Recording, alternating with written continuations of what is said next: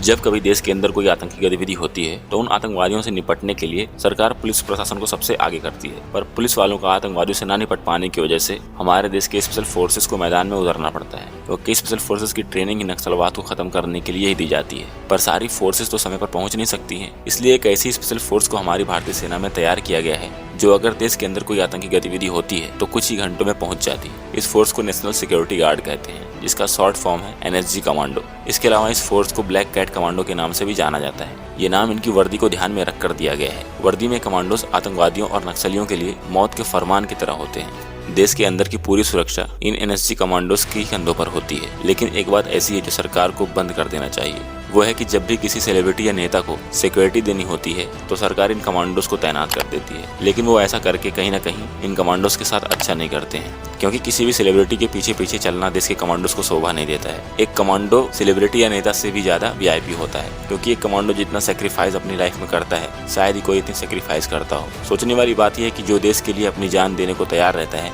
उन्हें इन तुच्छ लोग जो सिर्फ अपने बारे में सोचते हैं उनकी सुरक्षा के लिए पीछे पीछे भागना पड़ता है। अगर इन नेताओं और सेलिब्रिटीज को सिक्योरिटी देनी हो तो सिंपल बॉडीगार्ड भी रख सकते हैं। क्या जरूरत है देश के कमांडोज को ऐसे छोटे काम करवाने के लिए जो ये सारे काम करने के लिए बनाए ही नहीं जाते हैं। आज के समय में देश के सैनिकों से ज्यादा ग्रेट और कोई भी नहीं है, चाहे वो कितना भी बड़ा सेलिब्रिटी या नेता हो। वो सिर्फ अपनी जान का फिक्र करता है। लेकिन ये देश के जवान हैं जो सिर्फ अपनी भूमि के लिए जीते और मरते हैं। इनका बस एक ही सपना होता है कि इनके जीते जी देश के ऊपर कोई प्रॉब्लम नहीं आनी चाहिए। इन कमांडोज की ट्रेनिंग भी खास इस तरह से ही होती है कि इमरजेंसी में सबसे आगे रहें और बुरी से बुरी सिचुएशन को हैंडल कर सके, क्योंकि आतंकवादियों को सिर्फ अंधाधुंध तबाही मचाने के लिए देश के अंदर भेजा जाता है। इसलिए जब पुलिस फोर्स मोर्चा नहीं संभाल पाती है तो इन NSG कमांडो को बुलाया जाता है। इसका एक और मेन रीजन ये भी है कि पुलिस वालों को डेली फिजिकल ट्रेनिंग भी नहीं करनी पड़ती है और इसीलिए किसी आतंकवादी से निपट पाना इनके लिए आसान नहीं होता है। पर NSG कमांडो के लिए बाएं हाथ का खेल होता है।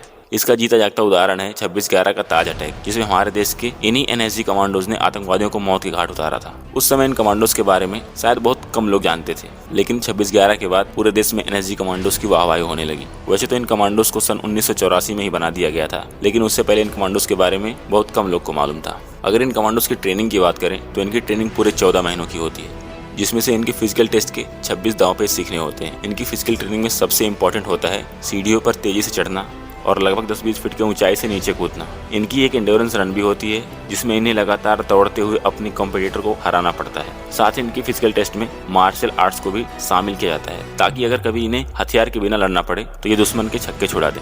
इसके अलावा टारगेट शूटिंग भी करवाई जाती है, जो एक फौजी के लिए सबसे अहम ट्रेनिंग मानी जाती है। ये तो बात होगी कि NSG कमांडोज की ट्रेनिंग की, लेकिन जब ये मैदान में उतरते हैं तो वो नज़ारा कुछ और ही रहता है। इन्हें हर कोई देखना चाहता है और कभी कभी तो देश के अंदर ही आतंकी गतिविधियों पर लगाम लगाने के लिए इन कमांडोज को जनता के बीच से गुजर कर जाना पड़ता है, जहां ये आम इंसानों की नज़र में आते हैं। हमारे देश के ये कमांडोज भी बहुत सारे स्पेशल मिशन में भाग ले चुके हैं और अभी तक उन सारे मिशन को अंजाम तक पहुँचाया भी है। और आज के समय में हमारे इन ब्लैक कैट कमांडोज के बारे में पूरी दुनिया जानती है। पूरी दुनिया की फोर्सेस हमारे इन कमांडोज की तारीफें करने में थकती नहीं है। ये कमांडोज सिर्फ अकेले ट्रेनिंग नहीं करते हैं, बल्कि साथ में दूसरी फोर्सेस के साथ भी ट्रेनिंग करते हैं, इसलिए ये और भी ज़्यादा खतरनाक हो जाते हैं।